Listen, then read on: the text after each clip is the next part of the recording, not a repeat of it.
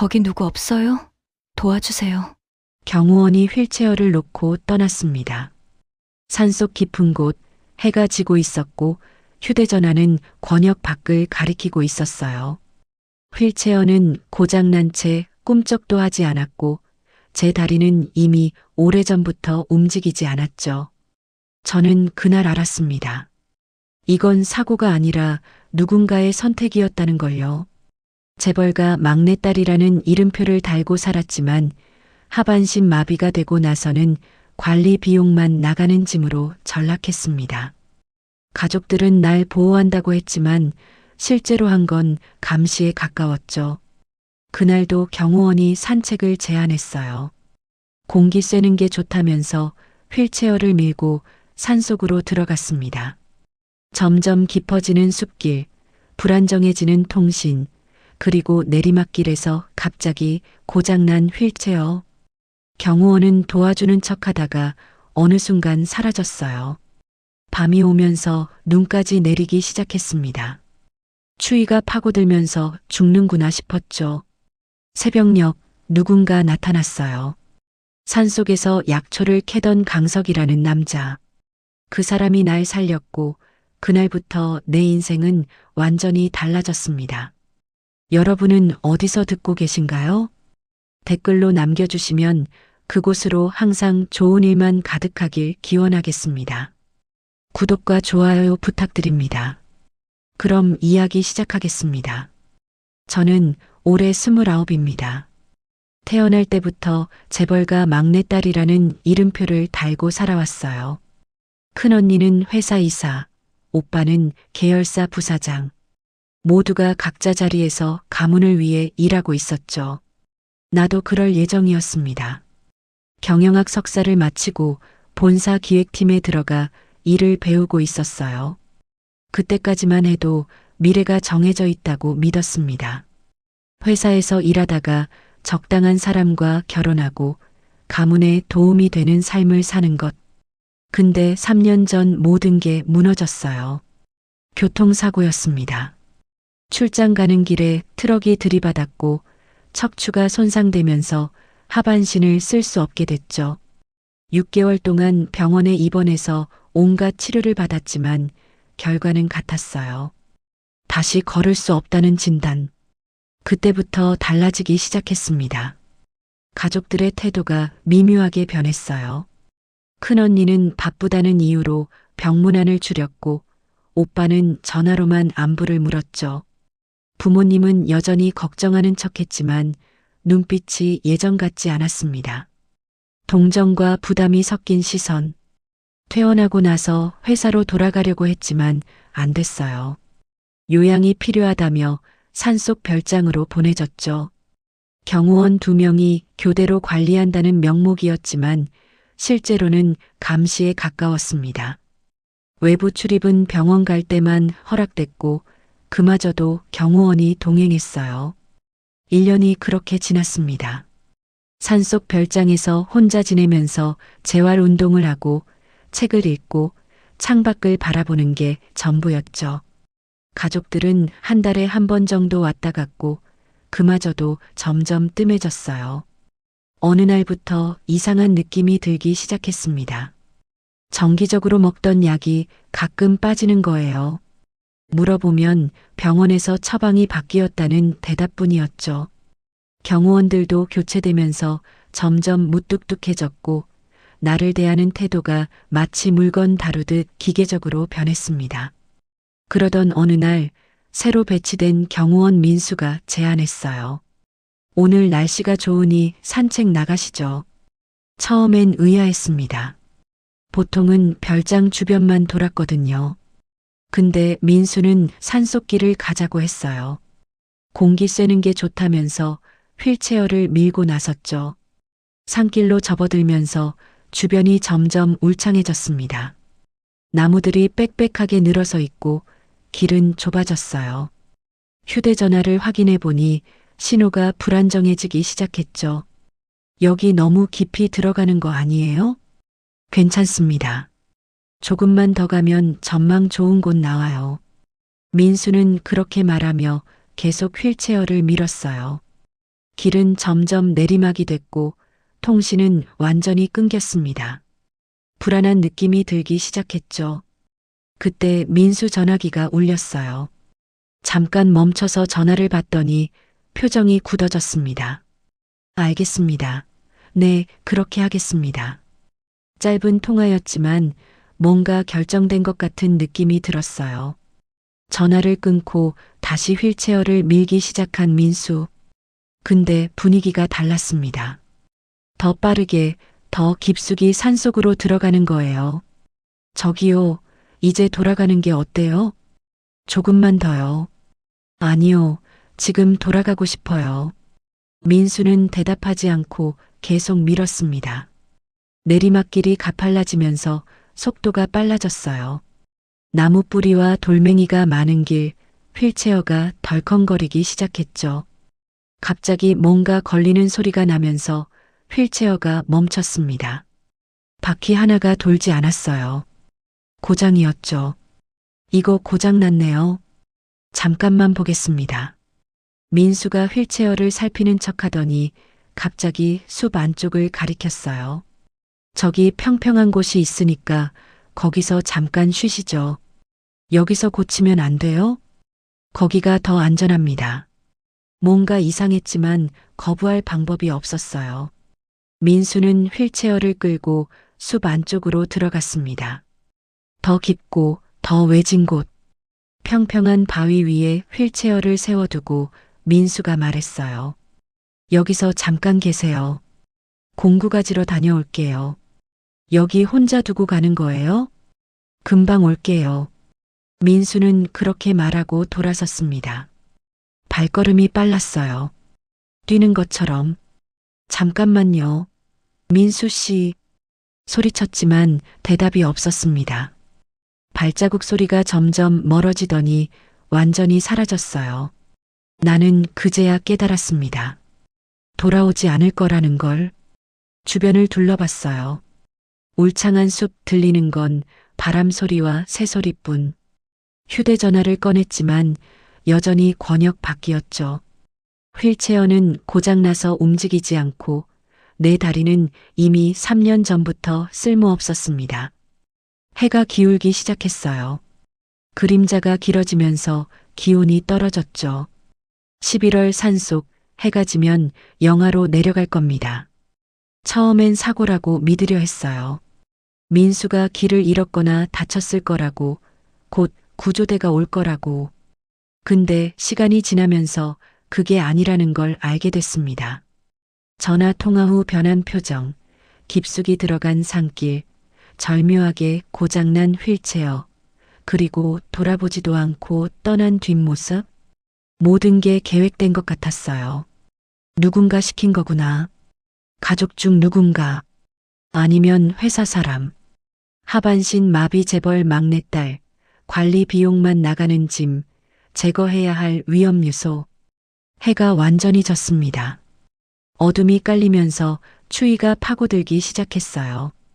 옷을 아무리 여며도 소용없었죠. 체온이 점점 떨어지는 게 느껴졌습니다. 하늘에서 눈이 내리기 시작했어요. 처음엔 가볍게, 그러다 점점 세게. 어깨와 무릎 위에 눈이 쌓였습니다. 죽는구나. 그렇게 생각하면서도 화가 났어요. 이렇게 죽기는 억울했거든요. 가족들한테 이용만 당하다가 버려지다니. 밤이 깊어지면서 의식이 흐릿해졌습니다. 추위가 이제 아프지도 않았어요. 그냥 몸이 무거워지고 눈꺼풀이 감기고 생각이 멈춰가는 느낌. 마지막으로 하늘을 올려다봤습니다. 눈발 사이로 별이 보였어요. 미안해, 엄마. 이렇게 가네. 눈을 떴습니다. 아직 살아있었어요. 새벽이었죠.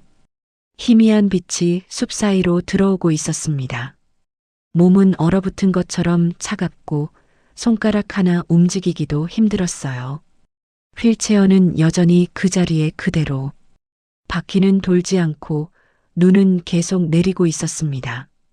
어젯밤보다 더 많이 쌓였더군요. 휴대전화를 꺼냈습니다. 배터리는 20%. 여전히 권역 밖을 가리키고 있었어요. 신호를 잡으려고 이리저리 들어봤지만 소용없었죠. 민수는 오지 않았습니다. 밤새 기다렸지만 발자국 소리 하나 들리지 않았어요. 구조대도 수색대도 아무도 오지 않았습니다. 처음엔 사고라고 믿고 싶었어요. 민수가 길을 잃었거나 다쳤을 거라고 생각하려 했죠.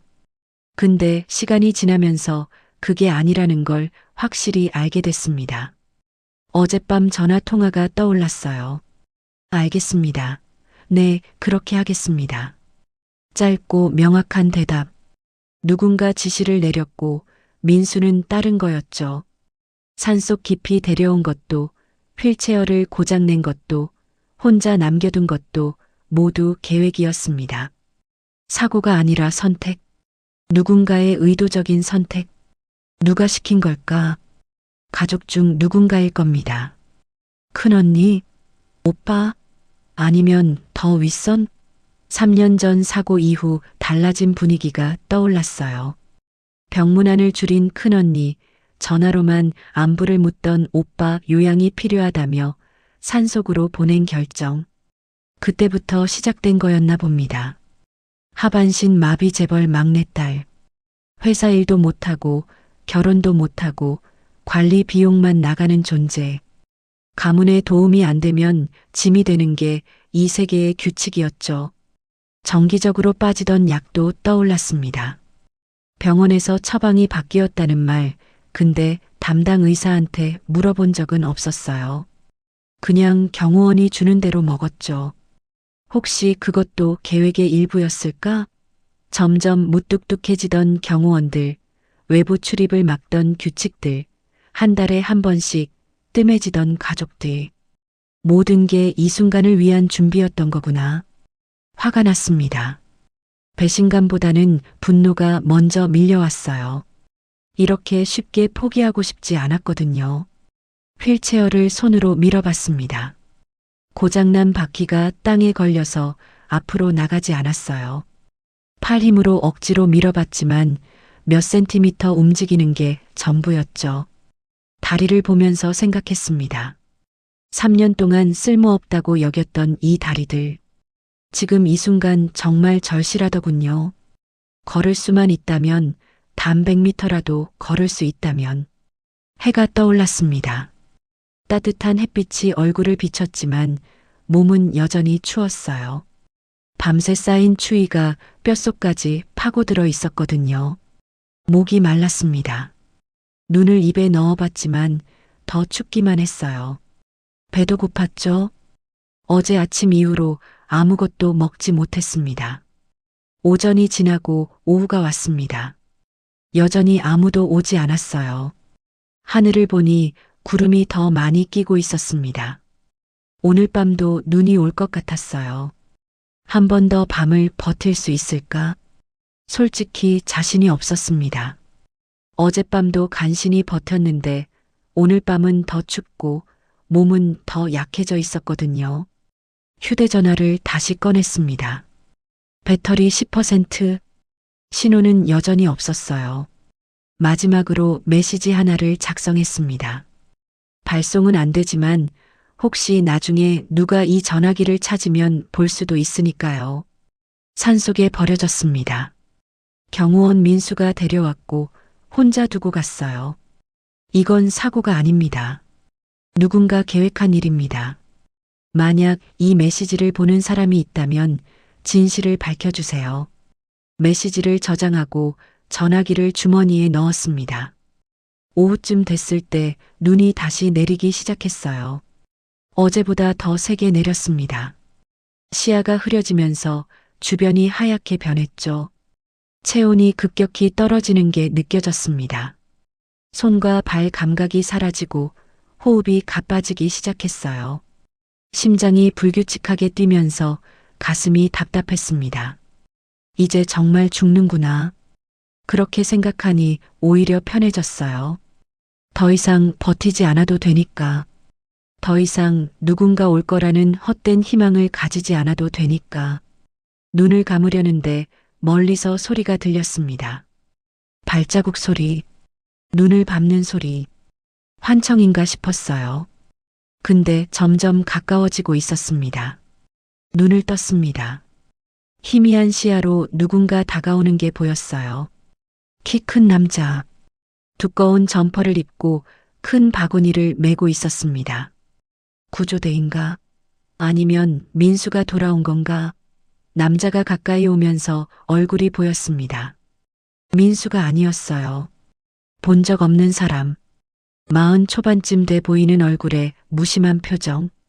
남자가 나를 보더니 멈춰 섰습니다. 눈을 찌푸리며 주변을 둘러봤어요. 휠체어를 살피고 고장난 바퀴를 확인하고 내 상태를 훑어봤습니다. 살아있네요. 겨우 나온 내 목소리는 떨리고 작았어요. 남자가 바구니를 내려놓고 다가왔습니다. 아무 말 없이 내 이마를 손으로 짚어보더니 고개를 끄덕였어요. 저체온증이에요. 빨리 따뜻한 곳으로 가야 합니다. 당신, 누구세요? 약초 캐는 사람. 강석. 짧고 간결한 대답. 강석은 더 이상 묻지 않고 휠체어를 살폈습니다. 고장난 부분을 확인하더니 바구니에서 노끈을 꺼냈어요. 임시로 바퀴를 고정시키는 모습.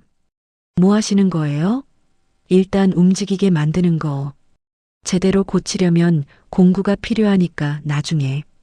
그렇게 말하며 휠체어를 밀기 시작했습니다. 험한 산길을 천천히 조심스럽게. 말이 없는 사람이었어요. 질문도 하지 않고 설명도 하지 않았습니다. 그냥 묵묵히 휠체어를 밀 뿐. 30분쯤 갔을 때 오두막이 보였습니다. 산속에 자리한 작은 집. 나무로 지은 소박한 건물. 여기가 뭐예요? 내 집. 강석은 휠체어를 오두막 안으로 밀어 넣었습니다. 안은 작지만 정돈돼 있었어요. 난로가 타고 있어서 따뜻했습니다. 처음으로 살아났다는 감각이 들었어요. 난로 앞에 앉아 있으니 몸이 서서히 녹기 시작했습니다. 강석은 말없이 주전자를 올려 물을 끓이더니 뭔가를 넣었어요. 약초 냄새가 났습니다. 몇 분 후 따뜻한 차를 건네받았죠. 마셔요. 몸 따뜻해지는 거예요. 한 모금 마시니 쓰면서도 고소한 맛이 입안에 퍼졌습니다. 목구멍을 타고 내려가면서 속이 따뜻해지는 느낌.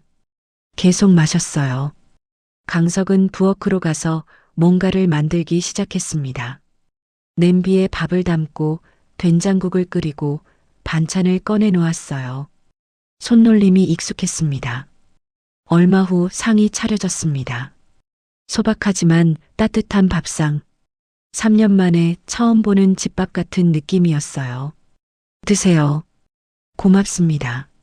숟가락을 들었지만 손이 떨려서 제대로 뜰 수가 없었어요. 밤새 추위에 얼어서 손 감각이 돌아오지 않았거든요. 강석이 숟가락을 받아들고 밥을 떠서 입에 넣어줬습니다. 아무 말 없이 마치 당연한 일처럼. 처음엔 당황스러웠지만 거부할 수가 없었어요. 배가 너무 고팠거든요. 한 숟가락, 두 숟가락. 천천히 먹였습니다. 반 그릇쯤 먹으니 배가 따뜻해지면서 힘이 조금 돌아왔어요. 손도 떨림이 줄어들었습니다. 이제 괜찮아요. 제가 먹을게요. 강석은 숟가락을 건네주고 자기 밥을 먹기 시작했어요. 말이 없는 사람. 궁금한 것도 없는지 아무것도 묻지 않았습니다. 나는 밥을 먹으면서 강석을 봤어요. 40 초반쯤 돼 보이는 얼굴에 그을린 피부, 거친 손. 산속에서 오래 산 사람 같았습니다. 밥을 다 먹고 나니 졸음이 왔어요. 긴장이 풀리면서 피로가 몰려왔습니다. 피곤하면 자도 돼요. 저기 방 써요. 방을 가리키는 강석. 작은 방에 이불이 깔려 있었어요. 근데 당신은요? 전 괜찮아요. 여기서 자면 돼요. 미안한 마음이 들었지만 정말 한계였습니다. 강석이 휠체어를 밀어 방으로 데려다 줬고 침대로 옮겨줬어요. 이불을 덮자마자 잠이 쏟아졌습니다. 살아남았다는 안도감과 함께 깨어났을 때는 저녁이었어요. 창밖은 어두웠고 난로 불빛만 희미하게 보였습니다. 밖에서 소리가 들렸어요. 나가보니 강석이 휠체어를 고치고 있었습니다. 깼어요? 네. 뭐 하세요? 휠체어 고치는 거. 바퀴 완전히 망가져서 교체해야 해요. 부품이 있어요? 비슷한 거 있어요. 옛날에 주운 거. 강석은 낡은 바퀴를 떼어내고 다른 걸 달고 있었어요. 손재주가 좋았습니다. 1시간쯤 지나니 휠체어가 다시 움직였어요. 완벽하진 않지만 굴러가는 정도는 됐습니다. 일단 이 정도면 써요. 나중에 제대로 된 부품 구하면 바꾸고. 고맙습니다. 정말 고마워요. 처음으로 진심으로 감사하다는 말이 나왔습니다. 강석은 고개만 끄덕였어요. 밤이 깊어지면서 둘이 난로 앞에 앉아 있었습니다. 침묵이 흘렀지만 불편하지 않았어요. 편안한 침묵이었습니다. 강석이 먼저 입을 열었습니다. 어떻게 거기 있었어요? 버려졌어요. 누가? 경호원이요. 산책 나간다면서 데려갔다가 혼자 두고 갔어요. 왜요? 모르겠어요. 아니, 알 것 같기도 하고. 강석은 더 묻지 않고 불을 쳐다봤습니다. 한참 후에 말했어요.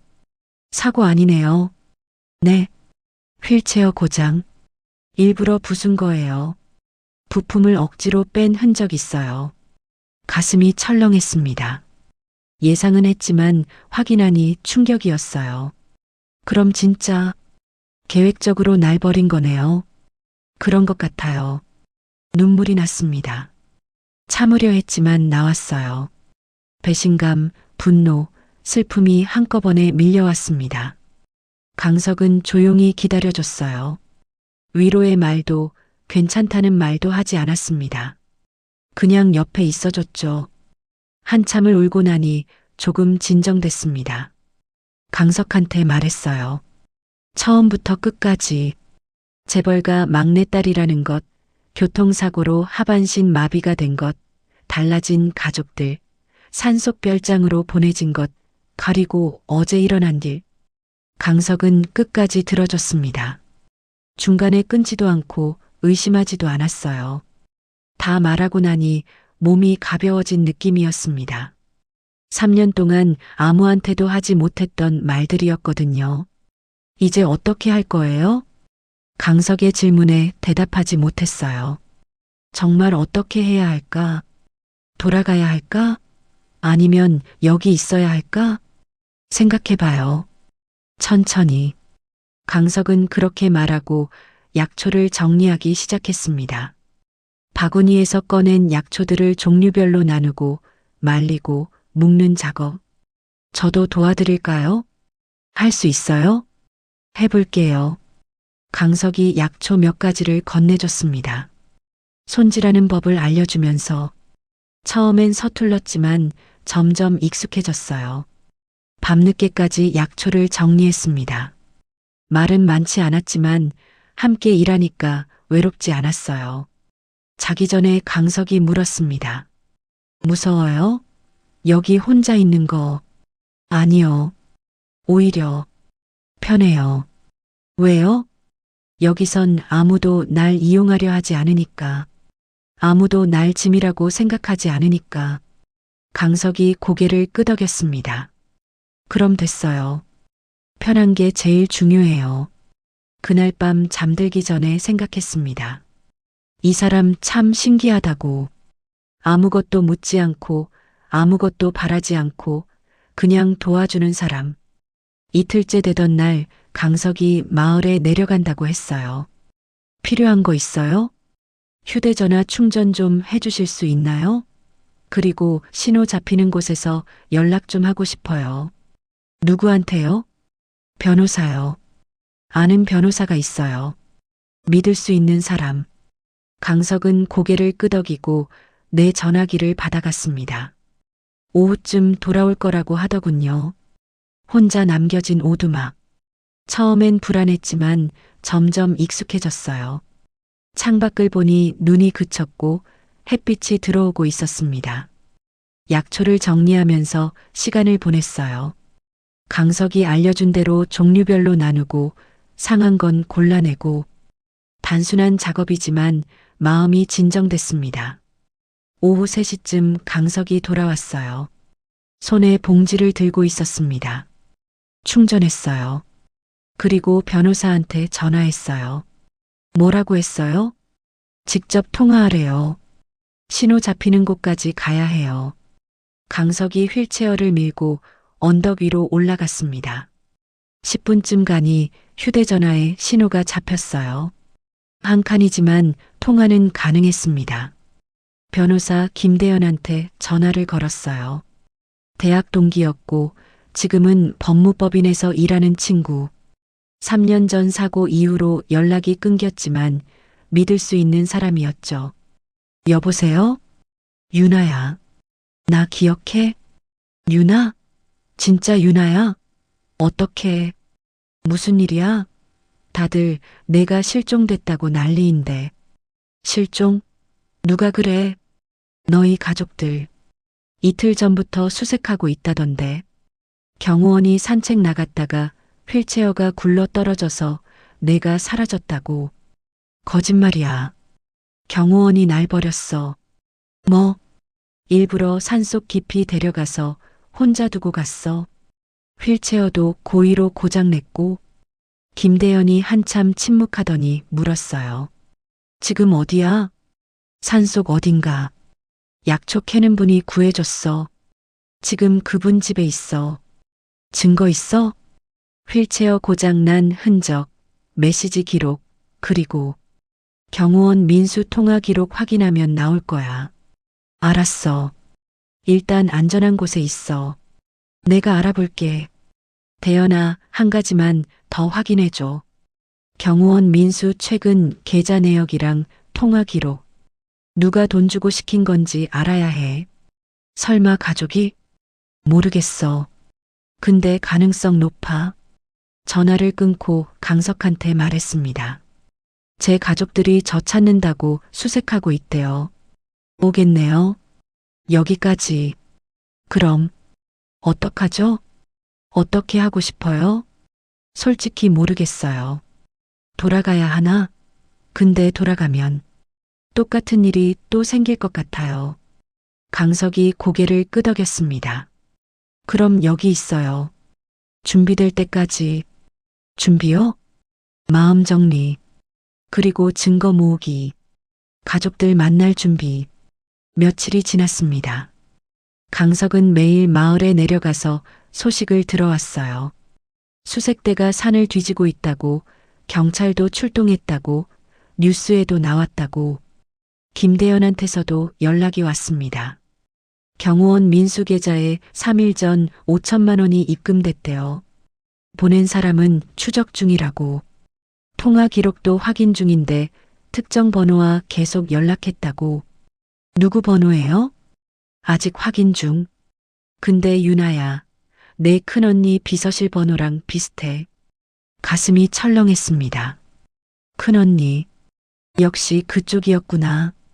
밤에 강석한테 말했어요. 큰언니가 시킨 것 같아요. 왜요? 회사 지분 때문이에요. 아버지가 돌아가시면 재산 분배될 때 전 장애인이라 법적으로 지분을 더 받게 돼요. 큰언니 입장에선 방해물이죠. 그럼 죽이려고 한 거예요? 직접 죽이진 않았어요. 그냥 방치한 거죠. 산속에 두고 가면 얼어 죽거나 굶어 죽을 테니까. 사고로 보이게. 강석이 한숨을 쉬었습니다. 나쁜 사람들이네요. 네. 근데 제 가족이에요. 가족이라고 다 좋은 건 아니에요. 그 말에 눈물이 났습니다. 맞는 말이었거든요. 일주일째 되던 날 김대현한테서 연락이 왔어요. 확정됐대요. 큰언니 비서실에서 민수한테 지시했고 돈도 큰언니 비자금 계좌에서 나갔다고. 증거도 확보했대요. 이제 어떻게 할 거야? 고민했습니다. 돌아가서 맞서야 할까? 아니면 여기서 계속 숨어 있어야 할까? 강석한테 물었어요. 저 어떻게 해야 할까요? 본인이 정해야죠. 근데 제 생각엔 돌아가는 게 나을 것 같아요. 왜요? 여기 있으면 평생 숨어 사는 거예요. 그게 좋아요? 아니요. 그럼 돌아가서 맞서요. 당당하게. 잘못한 사람들한테 책임 물어요. 무서워요. 무서운 게 당연해요. 근데 그래도 해야 할 때가 있어요. 강석의 말이 힘이 됐습니다. 결심했어요. 김대현한테 전화했습니다. 돌아갈게. 준비해줘. 큰언니 고소할 거야. 이틀 후 사람들이 왔습니다. 경찰, 수색대, 그리고 가족들. 강석이 오두막 근처까지 올라오는 소리를 먼저 들었다고 알려줬어요. 준비됐어요? 네. 이제 괜찮아요. 강석이 휠체어를 밀고 밖으로 나갔습니다. 언덕 아래에서 사람들이 올라오고 있었어요. 맨 앞에는 큰언니 윤서가 있었습니다. 윤아, 윤아야. 윤서가 달려왔어요.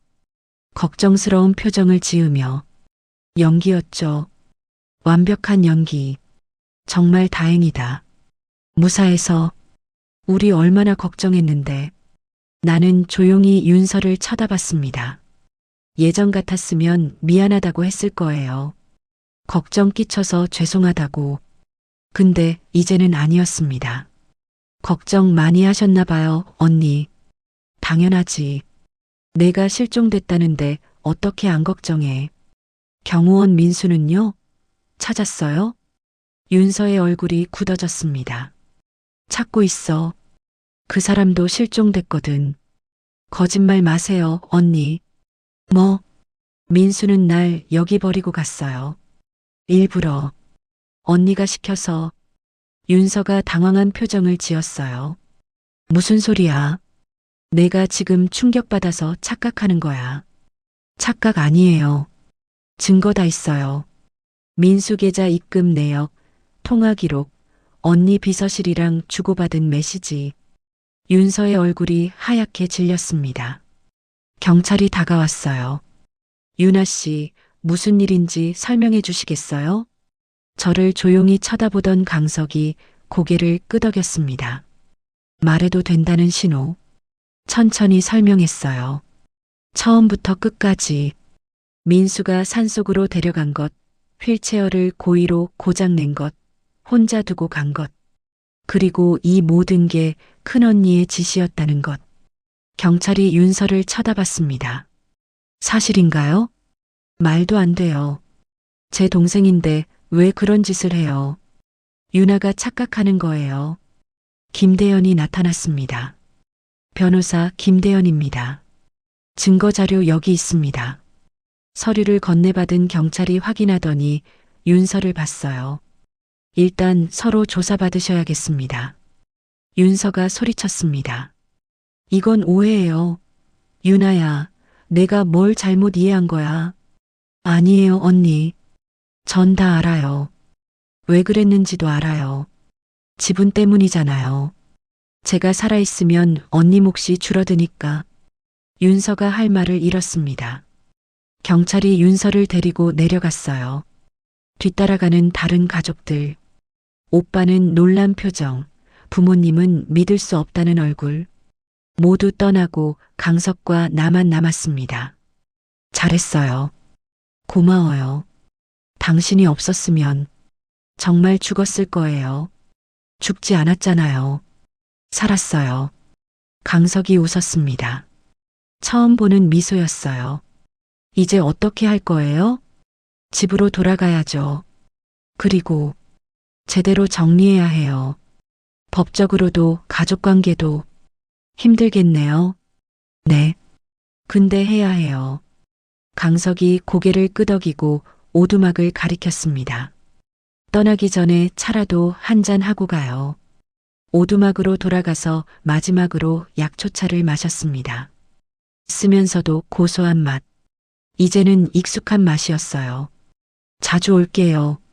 여기 오고 싶으면 와요. 전 항상 여기 있으니까. 약초 정리도 도와드릴게요.